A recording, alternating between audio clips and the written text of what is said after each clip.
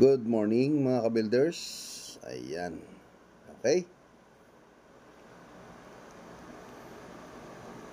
Ayun mga ka-builders. So, balik tayo muli dito sa ating project sa Cainta Goldland Subdivision. Ayan, kung maalala nyo mga ka-builders, siguro halos sa isang buwan ang nakaraan. Dahil nagkaroon ng bagyo, isa pa, sobrang busy tayo at hindi tayo makapag-edit ng ating mga vlog o ang ating mga video, kaya ito na nangyari. So kung matatandaan nyo mga ka-builders yung aming demolition dito, ito ang kinalabasan. So ngayon mga ka-builders, dahil nga po tapos na kami sa demolition, nagkakabit na kami ng under-checking muna. Chinik muna namin yung mga trusses, dahil nga po ito'y ginamitan ng kahoy. So, yun na nga po mga ka-builders, at nakakita tayo ng mga kaunting anay o pinagbahayan ng anay. Kaya ang nangyari po, nagpa-soil treatment po kami. Ayan. So, ito. So, bago po namin na iaayos yung aming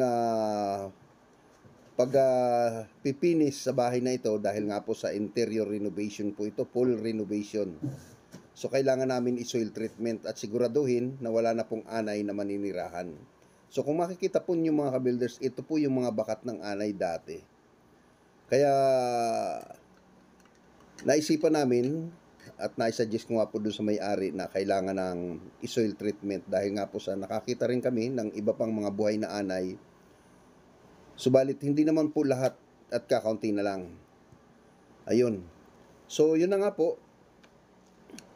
Dahil sa pagbaklas namin ng mga kesame nito, dahil ang gamit po dito ay puro kahoy pa, na halos 1990 yung bahay na ito, ganun. So, ito na si Sir. Ayan, kaway-kaway. Ayan. So, sila po yung ating na-hire, demolition squad. Ayan, ayan.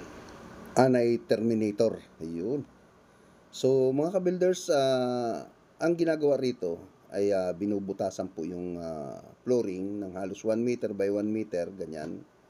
Tapos halos 40 cm naman po yung lalim. So hanggang taas po siya. Talagang palibasa slab naman dito sa taas, hindi naman kailangang butasan para i-treatment. Yan. So ang mangyayari lang po dito, i-sprayhan paikot hanggang sa mga trusses po dun sa taas. Sabagay, kung chinik naman nila at negative naman, so yun ang nangyari. Ayan mga ka-builders. So kaya kami nakapaglatag na rin kami ng para sa framing ng case kami. At ito nga pong palang railing na to, tatanggalin na po namin yan at gagawin naming stainless. Para ganun na nga po mangyayari, imomodified natin yung bahay na to at pagagandahin. So, mangyayari nito, gagawin natin parang hotel. Yan. So, medyo pricey lang dahil sa mga materyales na gagamitin natin. Pero solid po kung makikita po ninyo sa kalalabasan nito. Ayan. So, ito na nga po sila. Nagbabaon na, nagbubutas na po ng flooring o ng pinaka ground floor para po sa pagtatanim po ng hindi po ebidensya ha, pagtatanim po ng treatment doon sa anay po.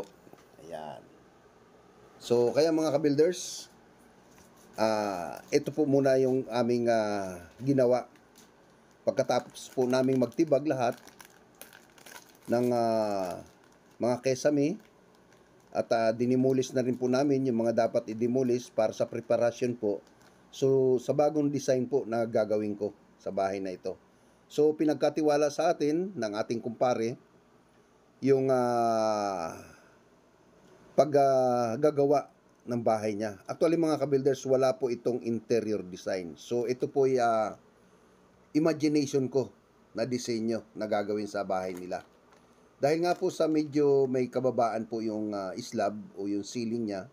So, gumawa ako ng paraan o ginawaan ko ng paraan para po maging ma-maximize ko lahat ng space at magawa yung naayon doon po sa disenyo na nasa isip ko. So lahat naman po ito ay pinagkatiwala sa atin ng may-ari. So yun mga po mga ka-builders, alam niyo po, tayo naman po is willing naman sa mga suggestion ng may-ari. Subalit ito po ay bago namin simulan, pinag-usapan na muna namin yung mga gagawin.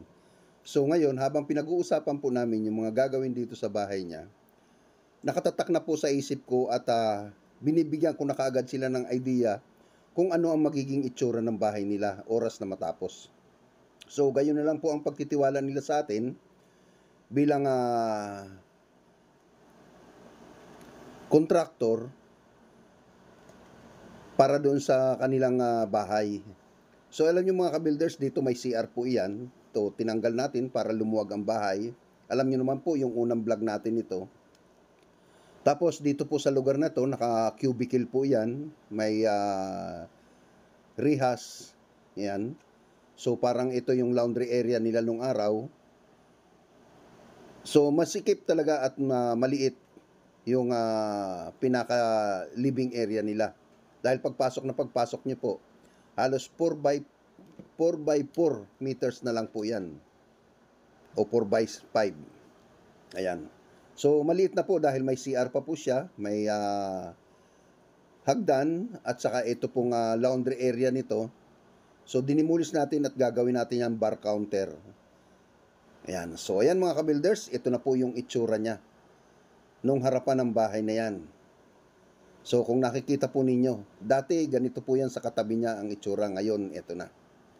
So, habang pong sila ay nagtitreatment, ito po sila, yung Anay Demolition Squad. Ito po yung pangalan ng kanilang company. Ayan. So, in-advertise ko na po wala pong bayad, pero kami nagbayad po dyan sa termite. So, ito na po yung kinalabasan mga ka-builders. So, okay na. Naglagay kami ng canopy dito sa harapan. So, hindi po namin sinakop lahat yung harap o isarado at gawin terrace dahil gawa nga po sa ang mangyayari po, magiging close na masyado at wala ng hangin. Kaya open lang po yung area na yan. Ayun. So, mga ka-builders, dito nagta-tiles na po tayo. Dahil nga po sa tapos na yung pagtitreatment namin, nag-tiles na, inuna po namin yung bandang itaas. Ayan, ito sa guest room, tapos diretso rito. So, hindi po na namin tinanggal itong railing dahil hindi naman tatamaan. Tatanggalin po namin yan, oras na mapag-tiles na rito kasi baka mamaya biglang malaglag yung ating trabahador. So, safety muna. Ayun mga ka-builders, eto na.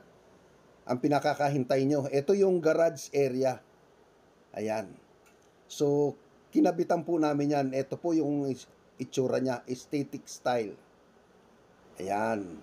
Naka-modern design na po yan. Lahat po ng kesame dito is PVC panel. Ayan, kung nakikita po ninyo, dito sa guest room, ayan na po siya.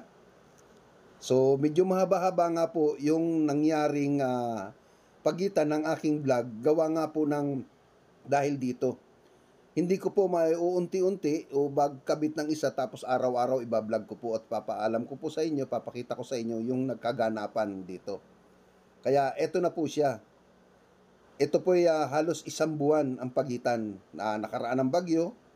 So halos walang silang trabaho dahil hindi tayo makapunta rito sa Cainta dahil baha. So eto na po yung kanilang kwarto. At ito na po yung kanilang CR. Ayan. Modern na modern po ang dating yan kapag nakita po nyo yan sa finish.